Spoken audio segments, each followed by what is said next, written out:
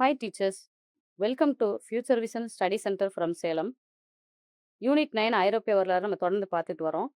இன்னைக்கு நம்ம பார்க்க போற டாபிக் வந்து வின்சென்ட் சர்ச்சில். இந்த வின்சென்ட் சர்ச்சில் பத்தி நம்ம இந்த டாபிக்ல பார்க்க போறோம். இவர் வந்து பார்த்தீங்கன்னா, இங்கிலாந்து நாட்டுல போர்க்கால பிரதமர்களா இருந்தவர்களுடைய வரிசையில மிகவும் சிறந்த ஒரு பிரதமரா வந்து இவர் வந்து போற்றப்படுகிறாரு. காரணம் என்னன்னு சொல்லி இந்த வீடியோல தொடர்ந்து நம்ம பார்க்கலாம்.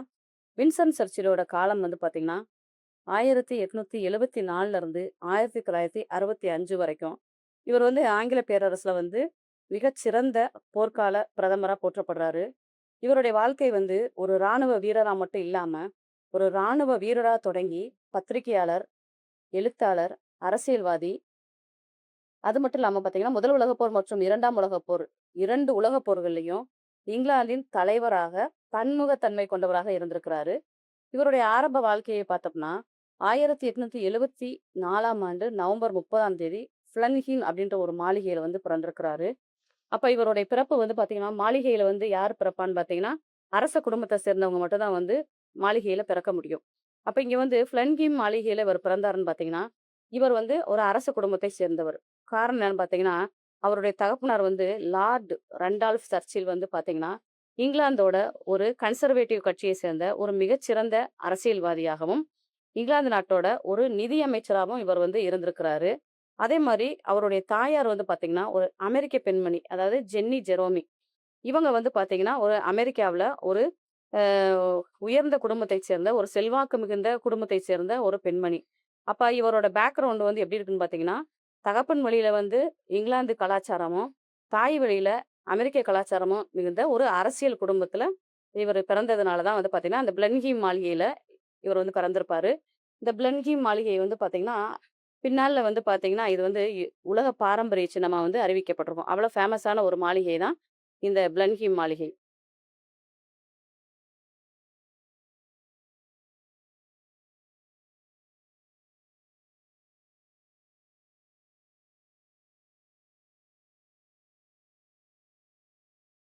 இங்கிலாந்தோட உலக பாரம்பரிய சின்னமாக வந்து இந்த பிளன்ஹீம் மாளிகை வந்து மாறி இருக்கும். அதனால தான் இவர் வந்து ஒரு அரசியல் குடும்பத்துடன் தொடர்புடைய இந்த பிளன்ஹீம் மாளிகையில இவர் வந்து பிறந்திருப்பாரு. இவருடைய பரம்பரை நம்ம எடுத்துக்கிட்டோம்னா, இவர் வந்து மால்பரோ பிரபுவோட பரம்பரையை சேர்ந்தவரு. இந்த மால்பரோ பிரபு வந்து நம்ம முன்னாடி வீடியோல நம்ம பார்த்துருக்குறோம். இங்கிலாந்தை ஆட்சி செய்த வில்லியம் மன்னருடைய படைத்தளபதி. அதாவது சிறந்த போர்க்குணம் கொண்ட, சிறந்த ஒரு போர் தளபதியா இருந்தவர் தான் இந்த மால்பரோ பிரபு. நீங்க திருப்பி ரிவிஷன் பண்றப்ப நீங்க படிப்பீங்க. இவருடைய பரம்பரையில வந்தவர் தான் வந்து பார்த்தீங்கன்னா, இந்த வின்சென்ட் சர்ச்சில். அதாவது ஸ்பானிய வாரிசுரிமை போர்ல இந்த மால்பரோ பிரபு வந்து மிகச் சிறப்பா வந்து இவர் வந்து அ அ தளபதியா வந்து இருந்திருப்பாரு. இங்கிலாந்துக்காக மிகச்சிறந்த ஒரு தளபதியா இவர் வந்து இப்ப இந்த ஸ்பானிய வாரிசுரிமை போர்ல வந்து செயல்பட்டிருப்பாரு. இந்த மால்பரோ பிரபுவோட பரம்பரையில வந்தவர் தான் இந்த வின்சென்ட் சர்ச்சில். இந்த மால்பரோ பிரபு வந்து வில்லியம் மன்னருடைய காலத்துல வந்து இங்கிலாந்துல வந்து ஒரு போர் படைத்தளபதியா இருந்திருப்பாரு. அதுக்கு அடுத்து வந்து பார்த்தீங்கன்னா, இவருடைய கல்வின்னு எடுத்துக்கிட்டோம்னா, இவர் வந்து ஹேரோ பள்ளியில வந்து இவர் வந்து படிக்கிறாரு. ஆரம்ப வகுப்புல வந்து பார்த்தீங்கன்னா, இவர் வந்து சரியா படிக்கல. 2 முறை வந்து ஃபெயில் ஆயிடுறாரு. அதனால வந்து இவருடைய கல்வி வந்து மந்தமா தான் இருக்குது. ஆனாலும் ஸ்டார்ட்டிங் ஸ்டேஜ்ல இவருடைய அந்த படிப்பு, அதாவது இந்த ஸ்கூல் படிப்பு வந்து மந்தமான நிலைமையில இருந்தாலும் கூட, இவர கொண்டு போய் என்ன செய்றாங்கன்னு பார்த்தீங்கன்னா, அம் சாண்டர்ஸ் ராணுவ பள்ளியில போய் அடுத்து சேர்க்குறாங்க. அப்போ வந்து இவரு ராணுவத்தின் மேல அதிக ஆர்வம். அதால வந்து பார்த்தீங்கன்னா, அந்த அந்த ராணுவ க கல்லூரியிலேயே வந்து பார்த்தீங்கன்னா, இவரு சிறந்த மாணவனா வந்து வராரு. சிறப்பாகவும் அந்த பயிற்சிய வந்து வெற்றிகரமா வந்து முடிக்கிறாரு. போர் அனுபவங்கள்னு எடுத்துட்டோம்னா, இவர் வந்து நம்ம முன்னமே பார்த்தோம். இவர் வந்து ஒரு ராணுவ தளபதி மட்டும் கிடையாது. பத்திரிகை நிருபராவும் இவர் வந்து இருந்திருக்கிறாரு. ஒரு இலக்கியவாதியாவும் இவர் இருந்திருக்கிறாரு. கியூபா பிரச்சனையில வந்து பார்த்தீங்கன்னா, 1895ல ஏற்பட்ட அந்த கியூபா பிரச்சனையில வந்து இவர் என்ன செய்றாருன்னு பார்த்தீங்கன்னா, இவர் வந்து ஒரு பத்திரிகையாளர். அதாவது நாட்ல எங்கெங்கலாம் வந்து போர் நடக்குதோ, அதாவது பிரிட்டிஷ் படைகள் எங்கெல்லாம் போகுதோ, இவரும் கூடயே போவாரு. கூடயே போய் என்ன செய்வாருன்னு பார்த்தீங்கன்னா, ஒவ்வொரு நாளும் நடக்கிற அந்த போர் நிகழ்வுகள் பத்தியும், அதே மாரி அந்த படை வீரர்கள் அனுபவிக்கிற அந்த துன்பங்கள பத்தியும் என்ன செய்வாருன்னு பார்த்தீங்கன்னா, தன்னுடைய பத்திரிகையான டெய்லி கிராஃபிக் அப்படின்ற அந்த பத்திரிகையில வந்து எழுதிக்கிட்டே இருப்பாராம். அது மட்டும் இல்லாம வந்து பார்த்தீங்கன்னா, இப்படி எழுதுறதுனால வந்து பார்த்தீங்கன்னா, இவருக்கு ஒரு பார்ட் டைம் மாரி இது வந்து. அவருடைய சொந்த செலவுகள வந்து பார்த்தீங்கன்னா, இந்த இந்த டெய்லி கிராஃபிக் பத்திரிக்கை எழுதுறது மூலமா அவருடைய செலவுகள வந்து அவரே வந்து பார்த்துக்கிறக்கூடிய ஒரு சூழலும் இருக்குது. அது மட்டும் இல்லாம வந்து பார்த்தீங்கன்னா, அந்த டெய்லி கிராஃபிக்ன்றது என்னன்னா, எந்த அதாவது பிரிட்டிஷ் படைகள் எங்கெல்லாம் வந்து படையெடுத்து போய் எங்கெல்லாம் வந்து போர் தொடுக்குதோ, இவரும் கூடயே போயி, அந்த போர்ல நடக்கிற நிகழ்வுகள், அ படை வீரர்கள் அனுபவிக்கக்கூடிய அந்த துன்பங்கள், ஒவ்வொரு நாளும் அந்த டெய்லி நடக்கக்கூடிய அந்த நிகழ்வுகள வந்து தன்னுடைய டெய்லி கிராஃபிக் பத்திரிக்கையில வந்து இவர் வந்து எழுதிக்கிட்டே வராரு. அந்த மாரி ஒரு சமயத்துல தான் வந்து பார்த்தீங்கன்னா, இவர் பத்திரிகை எழுதுறது வந்து ஒருவேளை இவருக்கு ஒரு பார்ட் டைமா இருந்தாலும் கூட, இவரு அந்த டெய்லி நடக்கிற அந்த விஷயங்கள வந்து இவர் பத்திரிகை மூலமா இவர் வெளிப்படுத்துறதுனால, இந்த பத்திரிகைய வந்து பார்த்தீங்கன்னா, வாங்கி படிக்கக்கூடிய அந்த பொதுமக்கள் என்ன செய்றாங்கன்னு பார்த்தீங்கன்னா, போர்ல வந்து வீரர்கள் படக்கூடிய அந்த துன்பங்கள வந்து அதிகமாவே தெரிஞ்சுக்கிறதுக்கு ஒரு ஒரு சூழல வந்து இவருடைய பத்திரிகை வந்து வகுத்து குடுத்துருக்குது. அது மாரி பார்த்தீங்கன்னா, இந்தியாவுக்கும் ஒரு தடவ அவரு பயணமா வந்திருக்கிறாரு. அந்த அப்பயும் வந்து பார்த்தீங்கன்னா, அந்த டெய்லி டெலிகிராஃப் அப்படின்ற அந்த பத்திரிகையோட போர் செய்தி நிருபரா தான் வந்து பார்த்தீங்கன்னா, இந்தியாவுக்கும் வராரு. அப்போ வந்து பார்த்தீங்கன்னா, அந்த மால்கண்ட் கணவாய் அருகே வந்து நடக்கிற அந்த சண்டையில வந்து பார்த்தீங்கன்னா, இவர் வந்து பிரிட்டிஷ்க்கு ஆதரவா தான் வர்றாரு. ஆனா, அந்த மால்கண்ட் கணவாய் அருகே வரும்போது, 1896ல இந்தியாவுக்கு வரும்போது, அ அப்ப வந்து அங்க நடக்கிற அந்த சண்டையில வந்து பார்த்தீங்கன்னா, பிரிட்டிஷ் தளபதிகள் வந்து தவறுதலா வந்து நடக்குறாங்க. அவங்க வந்து அத்துமீறி அதாவது எல்லை மீறி அந்த போர்ல வந்து நடந்துக்கிறாங்கன்னு சொல்லி அவங்களுடைய தவறுகளையே வந்து பார்த்தீங்கன்னா, இவர் வந்து சுட்டிக்காட்டி அவருடைய புத்தகத்துல வந்து எழுதுவாரு. இதுக்காக வந்து இந்த இந்த மாரி ஒரு சூழல் வந்து அவருக்கு மிகப்பெரிய ஒரு புகழ வந்து சேர்த்து குடுத்திருக்குது.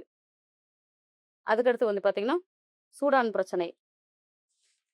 சூடான் பிரச்சனைக்கும் போறாரு. அப்ப வந்து பார்த்தீங்கன்னா, சூடான் பிரச்சனையில வந்து 1898ல இந்த சூடான் பிரச்சனைக்கு வந்து பார்த்தீங்கன்னா, இவர் ஒரு பத்திரிகையாளரா மட்டும் போகாம என்ன பண்றாருன்னு பார்த்தீங்கன்னா, அந்த பிரிட்டிஷ் படையோட தளபதியா யார் இருக்காருன்னு பார்த்தீங்கன்னா, ஹெர்பர்ட் கிச்சனர் அவர் பேரு. அவருடைய முழு பேரு வந்து பார்த்தீங்கன்னா, ஹெர்பர்ட் ஹெர்பர்ட் கிச்சனர் அப்படின்றவர் தான் தலைமையில இருக்கிறாரு. இவர வந்து பார்த்தீங்கன்னா, வின்ஸ்டன் சர்ச்சிலுக்கு புடிக்கிறதில்ல.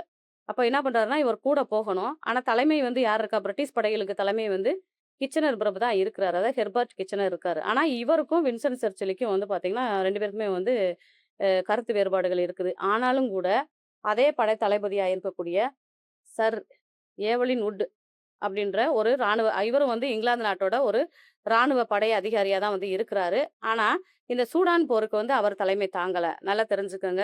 சூடான் பிரச்சனைக்கு தலைமை தாங்குனது வந்து கிச்சனர் ஹெர்பர்ட் தான் தலைமை தாங்குறாரு. ஆனா, இத சர் ஏவலின் வுட் வந்து பார்த்தீங்கன்னா, இங்கிலாந்தோட அவரும் ஒரு ஒரு சிறப்பான ஒரு ராணுவ தளபதி தான். ஆனா, அந்த கிச்சனர் பிரபுக்கும், வின்ஸ்டன் சர்ச்சிலுக்கும் வந்து கருத்து வேறுபாடுகள் இருந்தாலும் கூட, வின்ஸ்டன் சர்ச்சில் வந்து என்ன செய்றாருன்னா, சர் ஏவலின் வுட் அவருடைய செல்வாக்குனால வந்து பார்த்தீங்கன்னா, மார்னிங் போஸ்ட் பத்திரிகையோட நிருபரா வந்து என்ன பண்றாருன்னா, சூடானுக்கு வந்து போறாரு. அப்படி போற சமயங்கள்ல வந்து பார்த்தீங்கன்னா, அங்க வந்து அந்த போர் நடக்குது. ஓம்டுர்மன் அப்படின்ற அந்த இடத்துல வந்து பார்த்தீங்கன்னா, போர் நடக்குது. ஓம்டுர்மன் அல்லது ஆம்டர்மன் சொல்லுவாங்க. அந்த இடத்துல வந்து போர் நடக்கும்போது, இந்த சண்டையில வந்து பார்த்தீங்கன்னா, இவரு ஒரு பத்திரிகை நிருபரா போயி, கடைசியில என்ன பண்றாருன்னு பார்த்தீங்கன்னா, போர் வீரராவே அவரும் கலந்துக்குருவாரு. அவரும் கலந்துக்கிறாரு. இந்த சமயத்துல வந்து பார்த்தீங்கன்னா, பிரிட்டிஷ் வந்து வெற்றி அடையுது. அதுக்கடுத்து வந்து பார்த்தீங்கன்னா, இதுலயும் வந்து இவருக்கு பேரும் புகழும் கிடைக்குது. அதுக்கடுத்து போயர் போர். தென்னாப்பிரிக்காவுல போயர் போர் நடக்குது. 1899லேருந்து 900 வரைக்கும். இவர் வந்து பார்த்தீங்கன்னா, அப்பயும் பார்த்தீங்கன்னா, அந்த மார்னிங் போஸ்ட் அப்படின்ற அந்த பத்திரிகை நிருபரா தான் வந்து இவர் வந்து அந்த போயர் நாட்டுக்கு வந்து போறாரு. அப்ப வந்து பார்த்தீங்கன்னா, போயர்களால கைது செய்யப்பட்டு பிரிட்டோரியாவில் இவர் வந்து சிறை வைக்கப்படுறாரு. இந்த போயர் நாடுன்றது வந்து என்னான்னு வந்து பார்த்தீங்கன்னா, டச்சும், ஆங்கிலேயர்களும்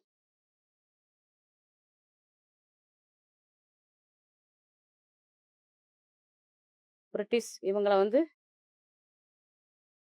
இவங்களுடைய கலப்பினம் தான் வந்து பார்த்தீங்கன்னா, இந்த போயர்ஸ் அப்படின்றவ நம்ம முன்னாடியே நம்ம வந்து இவங்கள பத்தி படிச்சிருக்கோம். இந்த போயர் நாடுனா எது எதுன்னு வந்து பார்த்தீங்கன்னா,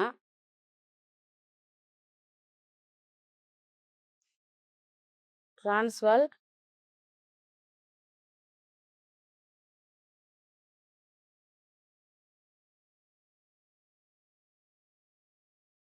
ஆரஞ்சு சுதந்திர நாடுன்னு நம்ம ஏற்கனவே படிச்சிருப்போம். இது எல்லாமே வந்து பார்த்தீங்கன்னா, போயர் நாடு. அதாவது தென்னாப்பிரிக்காவுல உள்ளது. இந்த போயர்கள் இருக்கக்கூடியது. இந்த போயர் பகுதின்றது வந்து பார்த்தீங்கன்னா, டச்சுக்காரர்களும், பிரிட்டிஷ்காரர்களும் கலந்த ஒரு இன கலப்பினத்தினால உருவான ஒரு குரூப் தான் வந்து ஒரு இனக்குழு தான் வந்து பார்த்தீங்கன்னா, அந்த போயர்கள். இப்ப இங்கேயும் வந்து பார்த்தீங்கன்னா, சர்ச்சில் வந்து போறாரு. அங்க அந்த போயர்களுக்கும், பிரிட்டிஷ்காரவங்களுக்கும் நடக்கிற அந்த போர்ல வந்து, இவரும் வந்து பார்த்தீங்கன்னா, அந்த மார்னிங் போஸ்ட்ன்ற பத்திரிகை பத்திரிகை நிருபரா போயி அந்த போர்ல கலந்துக்கிறாரு. அதுக்கப்புறம் பார்த்தீங்கன்னா, அந்த போயர்களால கைது செய்யப்பட்டு, பிரிட்டோரியால வந்து அவர் வந்து சிறை வைக்கப்படுறாரு. அதுக்கடுத்து வந்து பார்த்தீங்கன்னா, அங்கருந்து இவர் என்ன செய்றாருன்னா, தந்திரமா குதிச்சு, என்ன பண்றாருன்னா, தப்பிச்சிடுறாரு அந்த இடத்துல இருந்துட்டு. அப்ப இவர வந்து புடிச்சு குடுக்குறவங்களுக்கு, அந்த காலத்திலே வந்து பார்த்தீங்கன்னா, 25 பவுன் வெகுமதி குடுக்கிறதா வந்து இந்த போயர்கள் வந்து அறிவிக்கிறாங்க. இவர் என்ன செய்றாருன்னு பார்த்தீங்கன்னா, அந்த போயர்கள்ட்டருந்து தப்பிச்சு, நேரா வந்து பிரிட்டிஷ் அதாவது இங்கிலாந்துக்கு போகாம, என்ன பண்றாருன்னு பார்த்தீங்கன்னா, இவர் வந்து பிரிட்டிஷ் படைகளோட போகாம, லேடி ஸ்மித் நகரை வந்து அடையிறாரு. இந்த லேடி ஸ்மித் நகரன்றது வந்து பார்த்தீங்கன்னா, சவுத் ஆஃப்ரிக்காவுல உள்ள ஒரு பகுதி தான் வந்து லேடி ஸ்மித். இங்கேயே வந்து போயி என்ன செய்றாருன்னா, தலைமறைவா வந்து இருப்பாரு. இருந்துகிட்டு என்ன பண்ணுவாருன்னு பார்த்தீங்கன்னா, அந்த போயர்கள்ட்ட வந்து எப்படியாவது இவங்கள வந்து வெற்றி பெறணும்னு சொல்லிட்டு, அங்க வந்து இவர் சீக்ரெட்டா தங்கிக்கிட்டு, அங்க இருந்துட்டு இந்த போயர்கள போய் என்ன பண்ணுவாரு பார்த்தீங்கன்னா, சைக்கிள்ல அதாவது மிதிவண்டியிலே போய் என்ன பண்றது, வேவு பார்க்குறது. இந்த மாரியே பண்ணிக்கிட்டே இருப்பாரு. அதுக்கு அடுத்து தான் வந்து பார்த்தீங்கன்னா, இவருக்கு அந்த அரசியல் மேல வந்து இவர் ஒரு பத்திரிக்கை இப்ப இவருடைய அந்த ஆரம்பம் வந்து பத்திரிக்கை நிருபரா ஆரம்பிச்சு, அதுக்கடுத்து இந்த மாரி போர்கள்ல இவர் கலந்துக்கிறது, இந்த மாரி நிகழ்வுகள் எல்லாமே வந்து பார்த்தீங்கன்னா, இவர வந்து அரசியல்ல வந்து அதிகமா வந்து பிரவேசிக்கிறதுக்கு ஒரு பேசிக்கா வந்து அமைஞ்சுச்சு. இவருடைய அரசியல் பிரவேசம் வந்து பார்த்தீங்கன்னா, இவர் வந்து ஸ்டார்ட்டிங்ல வந்து கன்சர்வேட்டிவ் கட்சியில தான் வந்து இருக்கிறாரு. காமன்ஸ் சபைக்கு வந்து தேர்ந்தெடுக்கப்படுறாரு. 1900ல வந்து பார்த்தீங்கன்னா, ஓல்ட்ஹோம் தொகுதியிலிருந்து இங்கிலாந்துல உள்ள ஓல்ட்ஹாம்ன்ற ஒரு பகுதி. அந்த தொகுதியிலிருந்து பார்த்தீங்கன்னா, கன்சர்வேட்டிவ் கட்சி சார்புல காமன் சபைக்கு வந்து தேர்ந்தெடுக்கிறாரு. இந்த காமன் சபைன்றது வந்து பார்த்தீங்கன்னா, பொதுமக்கள் கூடும் சபை. இதெல்லாம் நம்ம முன்னாடியே வந்து நம்ம படிச்சிருக்கிறோம். லார்ட்ஸ் சபை மற்றும் காமன் சபை நம்ம ஏற்கனவே படிச்சிருக்கிறோம். லார்ட்ஸ் சபையில வந்து யார் இருப்பான்னு பார்த்தீங்கன்னா, பிஷப் இருப்பாங்க. அதுக்கடுத்து இந்த நிலப்பிரப்புக்கள்லாம் இருப்பாங்க. மன்னர் குடும்பம், அரச குடும்பம் இருக்கும். அரசரால தேர்ந்தெடுக்கப்பட்ட நிர்வாகிகள் தான் வந்து பார்த்தீங்கன்னா, லார்ட்ஸ் சபையில இருப்பாங்க. காமன் சபையில வந்து யார் இருப்பாங்கன்னா, பொதுமக்கள் தான் இருப்பாங்க. இதுல வந்து தேர்ந்தெடுக்கப்பட்ட உறுப்பினர்கள், நியமிக்கப்பட்ட உறுப்பினர்கள் கிடையாது. தேர்ந்தெடுக்கப்பட்ட உறுப்பினர்கள் வந்து இருப்பாங்க. அதுக்கடுத்து வந்து பார்த்தீங்கன்னா, இவர் என்ன செய்றாருன்னா, கன்சர்வேட்டிவ் கட்சியில வந்து பார்த்தீங்கன்னா, சில சீர்திருத்தங்கள செய்றாரு.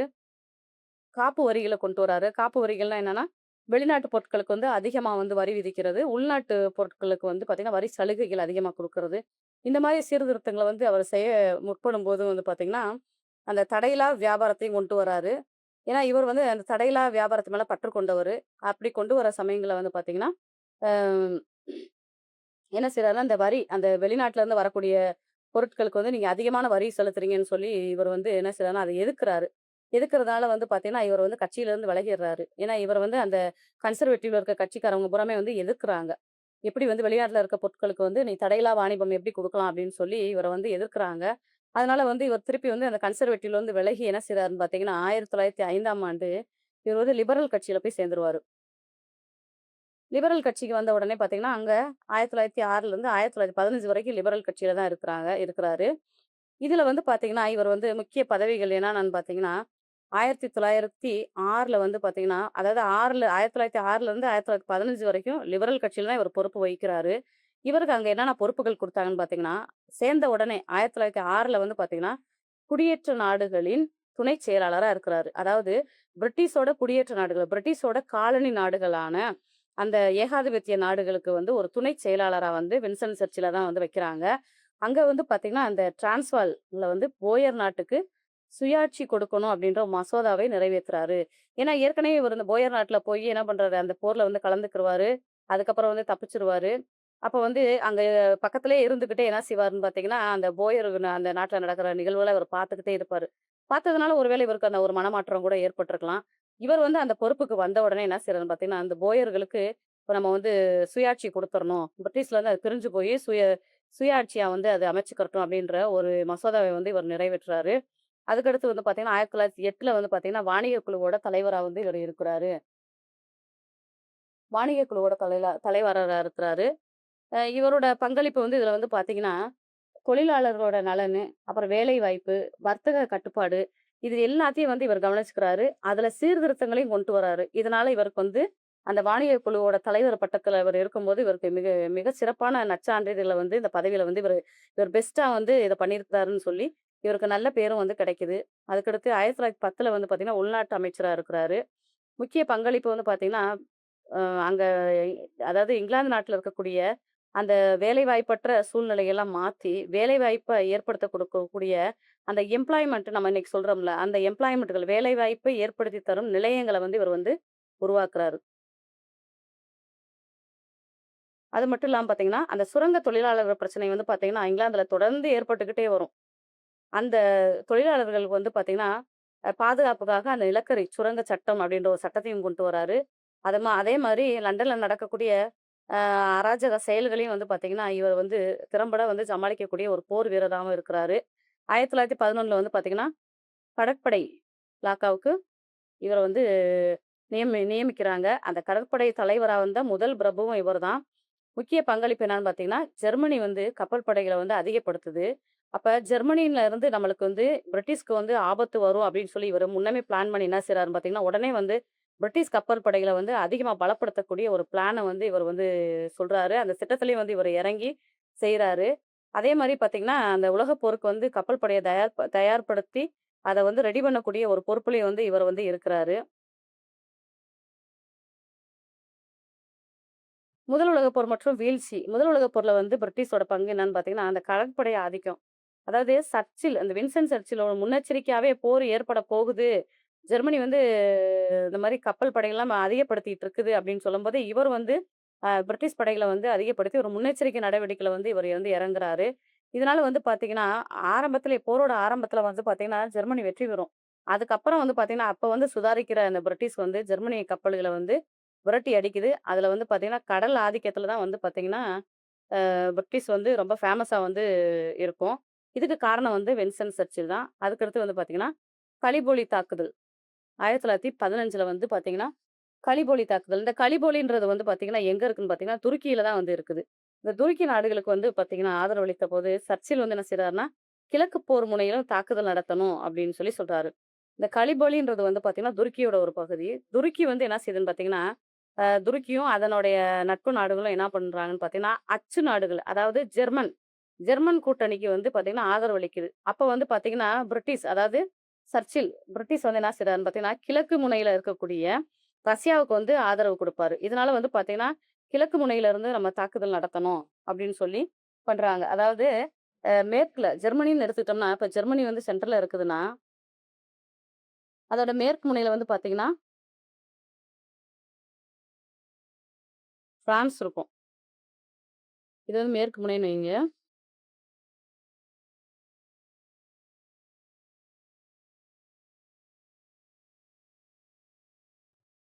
வெஸ்ட் இது. இது வந்து ஈஸ்ட். இங்க வந்து பார்த்தீங்கன்னா, பிரான்ஸும், பெல்ஜியம் இருக்கு.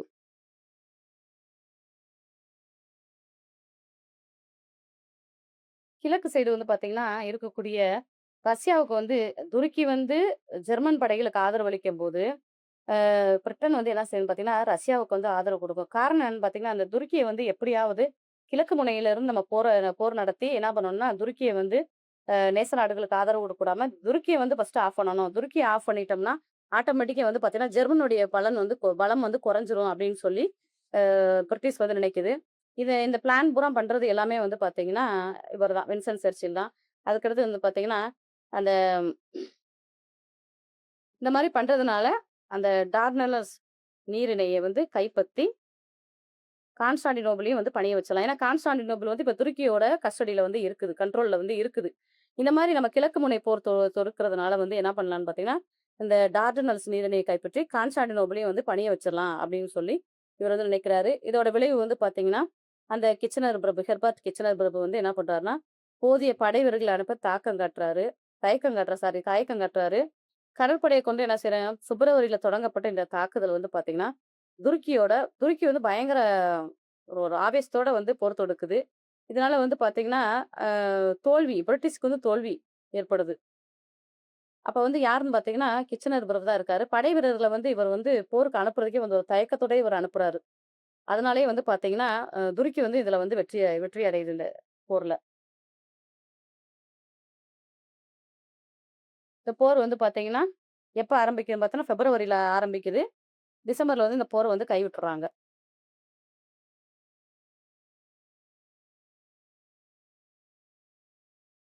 அதுக்கடுத்து வந்து பார்த்தீங்கன்னா, அந்த கலிபோலி போர்ல வந்து பிரிட்டிஷ் வந்து தோல்வி அடையுது. துருக்கி வந்து வெற்றி அடையுது. 1915 மே மாதத்துக்கு அப்புறம் வந்து பார்த்தீங்கன்னா, அந்த லிபரல் கட்சிய சேர்ந்த ஆஸ்விக் அவர் வராரு.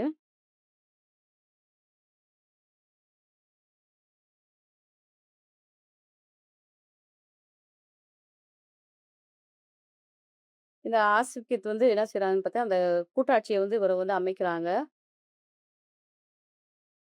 அப்ப வந்து இவர் வந்து தோல்வி அடைஞ்சதுனால, இவருக்கு வந்து பார்த்தீங்கன்னா, இந்த ஆஸ்பித்தோட அமைச்சரவையில வந்து இவருக்கு இடம் குடுக்க முடியாதுன்னு சொல்லி மறுக்குறாங்க. அதுக்கடுத்து வந்து பார்த்தீங்கன்னா, இவர் வந்து அதுக்கடுத்து இந்த லங்காஸ்டர் குடும்பம்னு ஒரு பிரிவு வந்து இருக்கிறாங்க. இந்த குடும்பத்தோட நிதி பொறுப்பாளர் அப்படின்ற ஒரு சின்ன பதவிய வந்து இவர் என்ன செய்றாருன்னு பார்த்தீங்கன்னா, ராஜினாமா செஞ்சுட்டு என்ன பண்றாரு, பிரான்ஸ்ல சண்டையிட்ட பிரிட்டிஷ் படையிலோட ஒரு உயர் படைக்கு தலைவரா வந்து இவர் வந்து பணியேத்துக்கிறாரு. ஒரு சின்ன ஒரு பதவி இருக்கிறத வந்து அவர் என்ன பண்றாருன்னு பார்த்தீங்கன்னா, ராஜினாமா பண்ணிட்டு, பிரிட்டிஷோட படையில வந்து ஒரு படைப்பிரிவுக்கு உயர் அதிகாரியா இவர் வந்து போயிர்றாரு. அதுக்கடுத்து 1917ல வந்து பார்த்தீங்கன்னா, லாயிட் ஜார்ஜ் பிரதமரா இருக்க காலத்துல வந்து பார்த்தீங்கன்னா, இவரு சர்ச்சில வந்து பார்த்தீங்கன்னா, ஆயுத லாக்கா பிரிவுக்கு வந்து அமைச்சரா வந்து லாயிட் ஜார்ஜ் வந்து நியமிக்கிறாரு. போரோட இறுதி கட்டத்துல வந்து பார்த்தீங்கன்னா, 1917ன்றப்ப உங்களுக்கு வந்து முதல் உலகப் போர் நடந்துட்டு இருக்குது. அப்ப வந்து பார்த்தீங்கன்னா, ஆயுத பிரிவுக்கு வந்து இவர வந்து அமைச்சரா வந்து நியமிக்கிறாரு. அந்த போரோட அந்த இறுதி கட்டத்துல வந்து பார்த்தீங்கன்னா, இவருடைய மேற்பார்வையில தான் வந்து பார்த்தீங்கன்னா, அந்த ஆயுதங்கள் எல்லாமே வந்து பார்த்தீங்கன்னா இருக்குது. பிரிட்டனோட வெற்றிக்கு வந்து இது ரொம்ப ஒரு மிக முக்கியமான ஒரு காரணமா வந்து பார்க்குது. இவர் வந்து அந்த ஆயுதப்படை பிரிவுக்கு அமைச்சரா இருந்தது, இந்த பிரிட்டன் வெற்றிக்கு முக்கிய காரணமா இருக்குது. 2 போருக்கும் இடைப்பட்ட காலம்ன்றது வந்து பார்த்தீங்கன்னா, 1924ல இருந்து 29 வரைக்கும் இவர் வந்து இங்கிலாந்தோட நிதி அமைச்சரா இருந்திருக்கிறாரு. 1922ல வந்து ஒரு தடவ தோல்வி அடைஞ்சிடுறாரு. அதுக்கடுத்து வந்து பார்த்தீங்கன்னா, கொலிட் கட்சியுடனான இந்த லிபரல் கட்சி உறவையும் வந்து இவர் விரும்பல. அதுலேருந்து விலகி என்ன செய்றாரு, மறுபடியும் வந்து கன்சர்வேட்டிவ்க்கே போயிறாரு. ஸ்டார்ட்டிங்ல வந்து இவர் கன்சர்வேட்டிவ் கட்சியில தான் இருந்திருப்பாரு. அங்க வந்து ஏற்படுற கருத்து வேறுபாட்டுனால, இவர் அங்கருந்து விலகி வந்து லிபரல்ல வந்து சேர்ந்திருப்பார். லிபரல் கட்சியில. திரும்பவும் என்ன பண்ணிடுறாருன்னு பார்த்தீங்கன்னா, 1922ல தோல்வி அடைகிறாரு. மறுபடியுமா வந்து கன்சர்வேட்டிவ் கட்சிக்கே வந்து போயிர்றாரு. அதுக்கடுத்து வந்து பார்த்தீங்கன்னா, அப்புறம் வந்து லாயிட் ஜார்ஜ் பிரைம் மினிஸ்டருக்கு அப்புறம் வந்து பால்ட்வின் வராரு. அவர் பால்ட்வின் பிரபு அவர் காலத்துல வந்து பார்த்தீங்கன்னா, 1924லேருந்து 29 வரைக்கும் நிதி அமைச்சரா இருந்திருக்கிறாரு. இதுக்கு முன்னாடி வந்து பார்த்தீங்கன்னா, ராணுவ படை அதிகாரியா இருந்திருப்பாரு. இப்ப வந்து நிதி அமைச்சரா வந்து இருக்கிறாரு. அந்த இவர்களுடைய காலத்துல வந்து பார்த்தீங்கன்னா, நம்ம இதுக்கு முன்னாடி நம்ம படிச்சோம். அந்த தங்க நாணய திட்டம்ன்றத நம்ம ஏற்கனவே படிச்சோம். தங்க நாணய திட்டத்துல வந்து பார்த்தீங்கன்னா, இங்கிலாந்து வந்து வெளியேறி இருக்கும். இவருடைய காலத்துல வந்து பார்த்தீங்கன்னா, திருப்பி இவர் நிதி அமைச்சரா இருக்கும்போது, இங்கிலாந்துல வந்து அந்த தங்க நாணய திட்டத்த வந்து திருப்பி வந்து அமல்படுத்துறாங்க. இந்த தங்க நாணய திட்டம்ன்றது என்னன்னா, நாட்டுல இருக்கிற அந்த பண மதிப்பும், தங்கத்தோட மதிப்பும் ஈக்குவலா இருக்கும். அப்ப திருப்பி வந்து இவர் வந்து அந்த பண மதிப்ப வந்து அதே அந்த தங்கத்துக்கு ஈக்குவலாவே கொண்டு வரக்கூடிய அந்த தங்க நாணய திட்டத்தையும் வந்து அமல்படுத்துறாரு. அதே மாரி விதவைகளுக்கும், அனாதைகளுக்கும் உதவி பணத்தையும் வந்து குடுக்குறாரு. அந்த பொருளாதார பெருமந்தம் நிமித்தமா வந்து இந்த உதவி படங்கள்லாம் வந்து நிறுத்தி வைக்கப்பட்டிருக்கும். ஏன்னா, லாயிட் ஜார்ஜ் காலத்துல வந்து கொண்டு வந்திருப்பாரு இவரு. அத வந்து பார்த்தீங்கன்னா, நிறுத்தி வச்சிருப்பாங்க. இவரு நிதியமைச்சரா வந்ததுக்கு அப்புறமா வந்து பார்த்தீங்கன்னா, திரும்ப வந்து இத வந்து இந்த பணம்லாம் வந்து ஏழைகளுக்கும், அனாதைகளுக்கும், விதவைகளுக்குலாம் கிடைக்கிற மாரி இவர் செய்வாரு. அதே மாரி பார்த்தீங்கன்னா, வீட்டு வாரிய திட்டம்னு ஒண்ணு கொண்டு வராரு. எதிர்க்கட்சி பணி மற்றும் அடுத்த டாபிக் கெட்டிங் வந்து எதிர்க்கட்சி பணி மற்றும் ஒதுங்குதல். 1929லேருந்து 39 வரைக்கும். பார்த்தீங்கன்னா, அந்த 29ல அந்த பெருமந்தத்தில வந்து அந்த பெருமந்தம் ஏற்பட்டிருக்கும்போது வந்து பார்த்தீங்கன்னா, அந்த பால்ட்வின் அமைச்சர் வந்து சரியா வந்து அத வந்து சி ச சரிப்படுத்த முடியல அப்படின்றதுனால வந்து அவருடைய அமைச்சரவை வந்து பதவி விலகிறோம். அப்ப வந்து பார்த்தீங்கன்னா, அந்த அமைச்சரவையில தான் வந்து இவர் நிதியமைச்சரா இருப்பாரு. அப்ப இவரும் வந்து விலக வேண்டிய ஒரு கட்டாயம் ஆயிருது. அதுக்கடுத்து வந்து பார்த்தீங்கன்னா, இந்தியர்களுக்கு சுயாட்சி கொடுக்கும் மசோதாவ வந்து பார்த்தீங்கன்னா, இந்த கன்சர்வேட்டிவ் கட்சி ஆதரித்த போது இவர் வந்து பார்த்தீங்கன்னா, எதிர்ப்பு தெரிவிக்குவாரு. ஏன்னா, இவர் வந்து பார்த்தீங்கன்னா, பேரரசு கொள்கையில் நம்பிக்கை உள்ளவர். ஏன்னா, மன்னராட்சி தான் வந்து வரணும் அப்படின்றதுல வந்து இவர் வந்து நம்பிக்கை உடையவர். அதனால வந்து பார்த்தீங்கன்னா, 1935ல வந்து இங்கிலாந்துக்கு வந்து இங்கிலாந்து வந்து இந்தியாவுக்கு வந்து சுயாட்சி குடுக்கக்கூடிய ஒரு மசோதாவை வந்து நிறைவேற்றும். அப்ப வந்து பார்த்தீங்கன்னா, இவரும் கன்சர்வேட்டிவ் கட்சியில தான் இருக்கிறாரு. ஆனாலும் வந்து பார்த்தீங்கன்னா, இந்தியாவுக்கு வந்து சுயாட்சி குடுக்குறதுல வந்து இவர் வந்து எதிர்ப்பு காமிச்சிருக்கிறாரு. அதுக்கடுத்து இவர் வந்து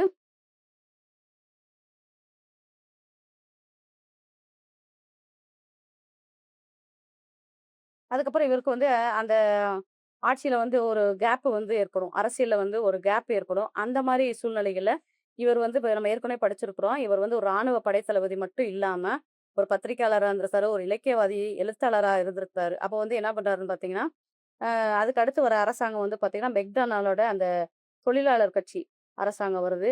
அதுலயும் வந்து இவருக்கு சீட்டு கிடைக்கல. அதனால வந்து என்ன செய்றாரு, அந்த உலகப் போர் பத்தி 2 உலகப் போர் நடந்துச்சு. அத பத்தியும், அப்புறம் வந்து இவர் வந்து அந்த மால்புரோ பிரபு பரம்பரையில வந்ததுனால, அவருடைய வெற்றிகள், அவருடைய போரு, இத பத்தி பார்த்தீங்கன்னா, ஒரு வரலாற்று நூல் எழுதுறதிலே வந்து தன்னுடைய காலத்த வந்து இவர் கழிச்சிருக்கிறாரு. 2ஆம் உலகப் போர்ல வந்து பார்த்தீங்கன்னா, இவர் வந்து தலைமையா இருக்கிறாரு. ஹிட்லரோட ஆக்கிரமிப்பு கொள்கைக்கு பயங்கர எதிர்ப்பு தெரிவிச்சது இவர்தான். பிரதமர் சேம்பர்லின், நெவின் சேம்பர்லின் வந்து என்ன செய்றாருன்னு பார்த்தீங்கன்னா, அ ஜெர்மனிக்கு சப்போர்ட்டிவா சர்வாதிகாரியா இருந்த ஹிட்லர் வந்து போர் தொடுக்கிறதுக்கு ரொம்ப ஆக்ரோஷமா இருக்கும்போது என்ன செய்வாருன்னு பார்த்தீங்கன்னா, இவர் வந்து சமாதானப்படுத்தணும். அவர் வந்து சமாதானப்படுத்திட்டோம்னா, உலகத்துல வந்து அமைதி நிலவும். போர் வந்து இருக்காது. அதனால வந்து அவர சமாதானப்படுத்தணும் அப்படின்னு சொல்லி, ஹிட்லருக்கு வந்து என்ன பண்ண தட்டி குடுக்குற மாரி வந்து பார்த்தீங்கன்னா, சமாதான கொள்கையவே வந்து சேம்பர்லைன் வந்து இது பண்றாரு. அப்ப வந்து பார்த்தீங்கன்னா, அ இவர் வந்து என்ன செய்றாருன்னு பார்த்தீங்கன்னா, வின்ஸ்டன் சர்ச்சில் வந்து அவருக்கு நீங்க சமாதானப்படுத்தி, அவர நீங்க தட்டி குடுத்து ஆதரிச்சுக்கிட்டே இருந்தீங்கன்னா, அது வந்து அவர் வந்து இன்னும் அதிகமா வந்து என்ன செய்வாருன்னு பார்த்தீங்கன்னா, போர தான் வந்து நடத்துவாரு. தீவிரமா வந்து போர்ல வந்து இறங்குவாரே தவிர, அவர் வந்து உலக அமைதிக்கோ, உலக சமாதானத்துக்கு ஒருபோதும் வந்து அவர் விட்டுக் குடுக்கவே மாட்டாரு அப்படின்னு சொல்லி, இவர் வந்து நெவில் சேம்பர்லைனோட வந்து பார்த்தீங்கன்னா, ஆர்க்யூ பண்றாரு. அதுக்கடுத்து வந்து பார்த்தீங்கன்னா, இந்த இந்த நெவில் சேம்பர்லைன் பீரியட்ல வந்து பார்த்தீங்கன்னா, ஹிட்லர வந்து சமாதானப்படுத்துறதுக்காக தட்டி குடுத்துட்டே இருப்பாங்க. "நீ சொல்றதெல்லாம் நாங்க செய்றோம். நீ இந்த நாட்ட கேட்டீன்னா குடுக்குறோம். அந்த நாட்ட கேட்டனா நாங்க குடுக்குறோம்னு" சொல்லிட்டு சப்போர்ட் பண்ற மாரி ஏன்னா காரணம் என்னன்னு பார்த்தீங்கன்னா, இன்னும் மீண்டும் மீண்டும் வந்து ஒரு போர் ஏற்படக்கூடாது. ஒரு பெரிய அழிவு வந்து உலகத்துல வந்து ஏற்படுத்தக்கூடாது. ஐரோப்பிய நாடுகள்ல மிகப்பெரிய அழிவு ஏற்படுத்த இன்னொரு முறை வரக்கூடாதுன்றதுக்காக, ஹிட்லர வந்து பார்த்தீங்கன்னா, அந்த பிரதமர் நெவில் சேம்பர்லைன் வந்து தட்டி குடுப்பாரு. அத வந்து இவர் வந்து வன்மையா கண்டிப்பாரு. இது இப்ப இவங்க தட்டி குடுக்குறனால வந்து பார்த்தீங்கன்னா, அந்த சூட்டன்லேருந்து வந்து பார்த்தீங்கன்னா, ஹிட்லருக்கு குடுக்குறதுக்காகவும் வந்து பார்த்தீங்கன்னா, இங்கிலாந்து வந்து சிபாரிசு செய்யும். மியூனிச் மாநாடு 1938. மியூனிச் மாநாடு வந்து நடந்திருக்குது 1938ல. இந்த மியூனிச் மாநாடு வந்து நம்ம ஏற்கனவே வந்து நம்ம படிச்சிருக்கிறோம். அதனால இந்த இடத்துல வந்து நான் அத வந்து நான் டீட்டெயிலா உங்களுக்கு சொல்லல. அப்போ வந்து பார்த்தீங்கன்னா, அதுக்கடுத்து இவர் வந்து பிரதமரா வந்து இவர் வந்து தலைமையாக இருக்கிறார். அதாவது ஃபர்ஸ்ட் ராணுவ வீரரா இருந்தாரு. பத்திரிகை நிருபரா இருந்தாரு. அதுக்கடுத்து வந்து போர்க்கால படைத்தளபதியா இருந்தாரு. அதுக்கடுத்து வந்து பார்த்தீங்கன்னா, இப்போ தான் வந்து பிரதமர் ஆகுறாரு. 1940 மே 11ல வந்து இவர் வந்து பிரதமர் ஆகுறாரு. அப்ப வந்து ஹிட்லர் வந்து அந்த சமயத்துல வந்து பார்த்தீங்கன்னா, போலந்த வந்து தாக்குறாரு. ஆரம்பத்துல வந்து பார்த்தீங்கன்னா, அ ஜெர்மனி வெற்றியா இருக்கும். பிரிட்டன் வந்து தோல்வியா இருக்கும். அப்ப ஜெர்மனி வந்து ஆரம்பத்துல வந்து வெற்றி அடைஞ்ச உடனே பார்த்தீங்கன்னா, பிரிட்டனோட சேம்பர்லைன் என்ன செய்வாருன்னு பார்த்தீங்கன்னா, ராஜினாமா செஞ்சுருவாரு. இவர் ராஜினாமா செஞ்சத தொடர்ந்து, இவர் வந்து என்ன செய்றாருன்னா, சர்ச்சில் வந்து இங்கிலாந்தோட பிரதமர் ஆகுறாரு. அதுக்கடுத்து இவர் பிரதமர் ஆன உடனே வந்து பார்த்தீங்கன்னா, பாராளுமன்றத்துல வந்து பேசுறாரு. அப்ப பேசுறப்ப இவர் பேசிய அந்த வார்த்தைகள் எல்லாமே வந்து பார்த்தீங்கன்னா, நாட்டு மக்கள்ட்ட ரொம்ப ஒரு கவனம் பெற்றதா இருந்துச்சு. என்ன பேசுறாருன்னு பார்த்தீங்கன்னா, அதாவது பாராளுமன்றத்துல இவர் பேசுற அந்த உரை வந்து பார்த்தீங்கன்னா, நாட்டு மக்கள்ட்ட என்னுடைய குருதி, என்னுடைய கண்ணீர், என்னுடைய உழைப்பு, என்னுடைய வியர்வைய தவிர உங்கள்ட்ட குடுக்குறதுக்கு எதுவுமே இல்ல. இறுதி வரைக்கும் நம்ம எல்லாருமே சேர்ந்து ஒண்ணா வந்து நம்ம போராடணும் அப்படின்னு சொல்லி ஒரு வீர முழக்கத்தோட இவரு பேசுறாரு. அதாவது இதுக்கு மீனிங் என்னன்னு பார்த்தீங்கன்னா, குருதின்னு சொன்னோம்னா, ஒரு போர் வந்து இருந்துச்சுன்னு சொன்னா, அதுல வந்து கண்டிப்பா வந்து உயிர் பலிகள் இருக்கும். இழப்புகள் இருக்கும். அந்த இழப்புகள் நிமித்தமா வந்து கண்ணீர் இருக்கும். நாட்டு மக்கள் எல்லாருமே வந்து ஒற்றுமையோட வந்து உழைக்கணும். அதே மாரி வந்து பார்த்தீங்கன்னா, மென்டலாவும், பிசிக்கலாவும் நம்ம வந்து சஃபர் பண்ணணுன்றது வந்து இந்த வியர்வைய குறிக்கக்கூடியது. இந்த மாரி வந்து பார்த்தீங்கன்னா, வீர முழக்கம்ன்றாரு. அதிலயும் மட்டும் பார்த்தீங்கன்னா, அந்த ஹிட்லருக்கு எதிரா வந்து அவர் போர் முழக்கம் வந்து என்ன சொல்லுவாருன்னு பார்த்தீங்கன்னா, அதாவது மக்களுக்கு வந்து இவரு ஆற்றிய உரையில வந்து, நம்ம வந்து சஃபர் பண்ணணும்.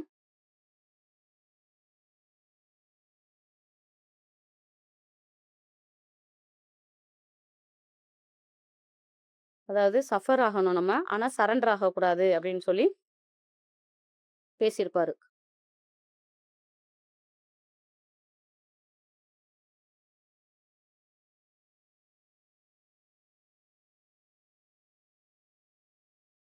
சஃபர் ஆகணும்.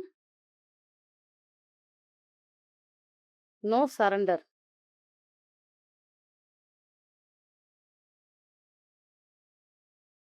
அப்படின்ற ஒரு வீர முழக்கத்தையும் வந்து பார்த்தீங்கன்னா, இவர் வந்து நாட்டு மக்கள்ட்ட வந்து அ அவர் பிரதமர் ஆன உடனே வந்து பேசக்கூடிய அந்த உரையில வந்து இவர் சொல்லியிருப்பாரு. இது வந்து பார்த்தீங்கன்னா, மக்கள்ட்ட வந்து பார்த்தீங்கன்னா, ஒரு தேசிய உணர்ச்சிய வந்து அதிகப்படுத்தி, போர்ல வந்து மக்கள் வந்து என்ன ஆனாலும் பரவால்ல, ரத்தம் சிந்தினாலும் பரவால்ல, கண்ணீர் சிந்தினாலும் பரவால்ல, நம்மளோட உழைப்ப வந்து ஒற்றுமையோட வந்து குடுக்கணும் அப்படின்னு சொல்லி வந்து, நாட்டு மக்கள வந்து இவர் வந்து அந்த வீர தீரமா வந்து போரிடணும். கடைசி வரைக்கும் வந்து நம்ம போராடணும். அப்படின்ற ஒரு வீரமிக்க உணர்ச்சிய பேசி, நாட்டு மக்களையும் வந்து பார்த்தீங்கன்னா, தங்களுடைய தேசிய உணர்வ வந்து தட்டி எழுப்பும் வகையில இவர் வந்து பேசியிருப்பாரு. அதுக்கடுத்து வந்து பார்த்தீங்கன்னா, இவருடைய பிரிட்டன் போர். இந்த பிரிட்டன் போர் வந்து பார்த்தீங்கன்னா, நம்ம பார்க்கறதுக்கு முன்னாடி, ஒரு தடவ இதுக்கு முன்னாடி நடந்தது எல்லாத்தையுமே வந்து நம்ம ஒரு தடவ ரிவிஷன் பண்ணிடலாம்.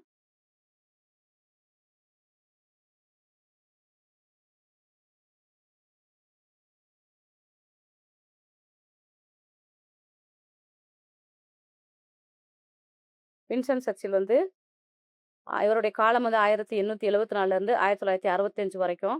இவர் வந்து ஒரு ராணுவ வீரரா மட்டும் இல்லாம, தன்னுடைய பயணத்த வந்து பத்திரிக்கையாளராவும், எழுத்தாளராவும், அரசியல்வாதியாகவும் தொடங்குறாரு. அது மட்டும் இல்லாம வந்து பார்த்தீங்கன்னா, இங்கிலாந்தோட அந்த ம அதாவது இங்கிலாந்துல வந்து முதல் உலகப் போர், 2ஆம் உலகப் போர்ல வந்து மிகப்பெரிய அதாவது மிகச்சிறந்த ஒரு தலைவரா வந்து இவர் வந்து இருந்திருக்கிறாரு. இவர் பிறந்தது வந்து ஒரு அரச மாளிகை. லன்கீம்ன்ற அரச மாளிகையில தான் பிறக்குறாரு. உலக பாரம்பரிய சின்னமா வந்து பின்னால அது மாற்றப்படுது. இவருடைய தகப்பனார் வந்து இங்கிலாந்து நாட்டை சேர்ந்த ஒரு அரசியல்வாதி. கன்சர்வேட்டிவ் கட்சிய சேர்ந்த ஒரு அரசியல்வாதியா இருக்காரு. தாயார் வந்து அமெரிக்க பெண்மணியா இருக்கிறாங்க. அதனால வந்து பார்த்தீங்கன்னா, இவருக்கு வந்து இங்கிலாந்தோட அரசியல் செல்வாக்கும் கிடைக்குது. அமெரிக்காவோட சமூக கலாச்சாரங்களையும் இவருக்கு வந்து அதிகமா வந்து இவருக்கு வந்து ஒரு ஒரு மதிப்பு கொடுக்க வேண்டிய மதிப்பு குடுக்கக்கூடிய ஒரு கட்டாயத்துல வந்து இவர் வந்து பார்க்கப்படுறாரு. அதே மாரி மால்புரோ பிரபுவோட அந்த வாரிசுல வந்து வராரு. ஸ்டார்ட்டிங்ல வந்து இவருக்கு வந்து படிப்பு வந்து மந்தமா இருக்குது. அதுக்கப்புறம் வந்து சாண்டஸ்ட் ராணுவ பள்ளியில சேர்ந்து சிறப்பா வந்து ஒரு ராணுவ வீரரா வந்து தன்னுடைய பயிற்சிய வந்து முடிக்கிறாரு. பத்திரிகை நிருபரா வந்து இருக்கிறாரு. கியூபா பிரச்சனைக்கு இவர் வந்து போய் அந்த டெய்லி கிராஃப்ட்ல எழுதுறாரு. அதே மாதிரி வந்து பார்த்தீங்கன்னா, 1896ல இந்தியாவுக்கும் வராரு. அங்க நடந்த அந்த மால்கண்ட் கணவாய்ப்பு கழகத்துல வந்து பார்த்தீங்கன்னா, பிரிட்டிஷ பத்தியே வந்து பார்த்தீங்கன்னா, அந்த தளபதிகள் செய்ற தவறுகளையே வந்து ஒரு சுட்டிக்காட்டி எழுதி, மிகப்பெரிய புகழ வந்து இவர் சம்பாதிப்பாரு. அதே மாரி சூடான் பிரச்சனையிலயும் அவர் போறாரு. அந்த அர்மடான் களத்துல வந்து பார்த்தீங்கன்னா, இவர் வந்து பத்திரிக்கையாளரா போயிட்டு கடைசில இவரே வந்து போர் வீரரா கலந்து, அந்த சூடான் கழகம் வந்து பார்த்தீங்கன்னா, பிரிட்டிஷ்க்கு வந்து வெற்றி கிடைக்கும்.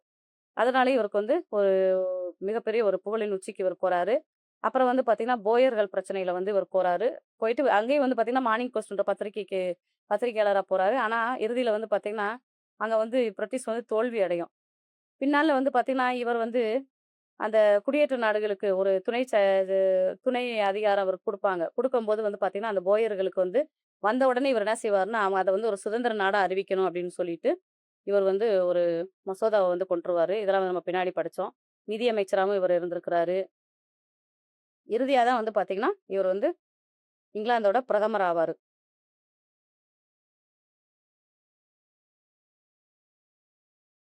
இப்ப தான் வந்து பார்த்தீங்கன்னா, பிரிட்டனோட போர். ஜெர்மனுக்கும், பிரிட்டனுக்கும் ஏற்படக்கூடிய அந்த போர். அதுவரைக்கும் வந்து பார்த்தீங்கன்னா, இவர் வந்து பார்த்தீங்கன்னா, ராணுவ வீரரா தொடங்கி, பத்திரிகையாளரா தொடங்கி, ராணுவ வீரரா இருக்கிற ஃபர்ஸ்ட் பத்திரிகையாளரா தான் இருக்காரு. அதுக்கடுத்து ராணுவ வீரரா இருக்காரு. அப்புறம் நிதி அமைச்சரா இருக்கிறாரு. அப்புறம் பல்வேறு காலகட்டங்கள்ல துணை முதலமைச்சரா இருந்திருக்கிறாரு. இப்ப தான் வந்து பார்த்தீங்கன்னா, இவர் வந்து பிரிட்டனோட பிரதமரா ஆகுறாரு. அதுக்கப்புறம் நடக்கக்கூடிய போர்கள்ல இவருடைய பங்கு என்னன்றத நம்ம அடுத்த வீடியோல பார்க்கலாம். நன்றி.